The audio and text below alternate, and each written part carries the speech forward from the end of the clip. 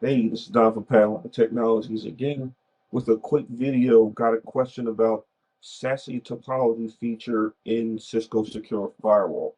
What is it? Why would you use it? So let's get to the whiteboard and get you the answer for that. So normally, we're going to do let's do our little title here. So what the SASE topology is a way to do automated tunnels into Umbrella. That's really all it is. So you can do this function called PBR and send all your web traffic to Umbrella to get scrubbed and go out to the internet. Because you can technically do this with Cisco Secure Access, but it's not automated. You're gonna have to create that static VTI on your own, and then do the BGP and everything, get hooked in the CSA that way. But in SASE topology on the firewall, it automates that process for creating your tunnels to do that. Now there is a prereq here. You need to have Umbrella SIG to really take advantage of this. If you're just a DNS Advantage customer or just DNS layer security, you pretty much can't do this. All right.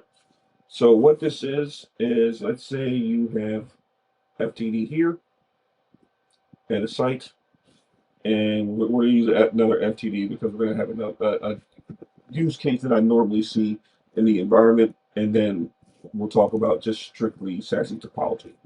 So now, let's say you have the internet here between these two sites. So this is INET. So in the real world, what you will see is normally people do two tunnels to do this, right? So this is going to be route-based style VPNs as well. We are not doing this with the traditional crypto map style, which is considered legacy. If you're doing that style, I would really recommend you start moving into the route-based style because pretty much that's where the industry has gone to. And if you're going to try to hook a FTD into, Azure or anything like that or AWS, they use route-based style VPN. So now what we typically see, or what I've typically done here, is I'll have a route-based style VPN for resource to resource. So users trying to get to the data center and grab some resources from there. This is an umbrella. If this was Cisco Secure Access, you would technically go to Cisco Secure Access to get to it. But since we're just talking about umbrella, let's stay on topic here. So you'll have one route-based VPN to the data center, right?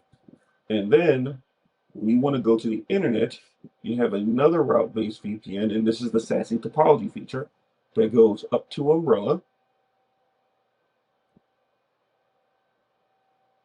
And then Umbrella has its own policies and rules. You saw it in my last video. So this will probably go through a firewall policy and a web policy because DNS policy is going to happen first, but you're probably going to have some DAs behind the scenes to send your DNS requests.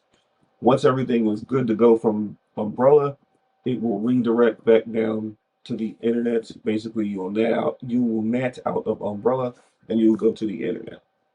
Now, what that looks like behind the firewall is you're going to use a technique called PBR, which is policy-based routing. And what you're going to say in FTD is you'll have to use a extended access list for this. But what this will say is anything that is 80 or 443, you are going to send out of the tunnel here. And then everything else, like resource to resource stuff, like getting to the data center, will go over your traditional route-based VPN to the other FTD. But anything that's 80 or 443 is going to be sent out to Umbrella. That is your typical SASE topology. Now, in order to do this, you do have to do some integrations here. You're going to have to take some API keys from Umbrella, and you're going to have to put them into the FMC. So you have to put them into the FMC, right? This is where the integration is. Now, once you do that, you're going to go into the options where you go to, it's going to be site-to-site VPN menu. And in the menu, you're going to have a menu that says SASE topology. Once you do that, that is when the automated tunnel part is going to actually create some things, a couple components to create that automated tunnel. One's going to be like the name of the tunnel.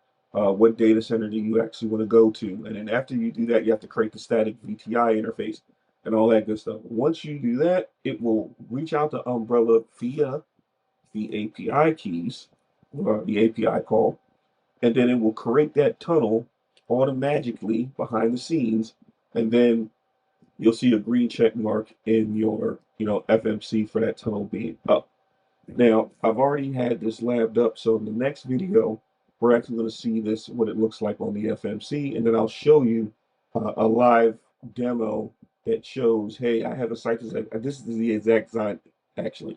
I have a site-to-site route-based VPN to the data center to, you know, do my DNS request to the VAs that's at my data center. And then I have another tunnel that goes directly to Umbrella. So you'll see behind the scenes the user that I have or the computer that I have when it wants to go to the internet. It's going to go through Umbrella. We'll see the SSL decryption and all that good stuff. And then when I want to get to a resource at a data center, I just go over the normal route-based VPN between the two FTDs. That's the typical setup I see, right, on this type of stuff. So hopefully that answers your question about SASE topology. Really appreciate that question. Please, please, please, if you have any questions, put it in the comment. I'll read the comments and I will get back to you. And I might tell you I'm doing a video on your question. So be on the lookout for that. Hopefully this video was informative. Be on the lookout for the next video, which will be a demo of this exact topology, this exact design. Hopefully this was informative. Thank you and have a nice day.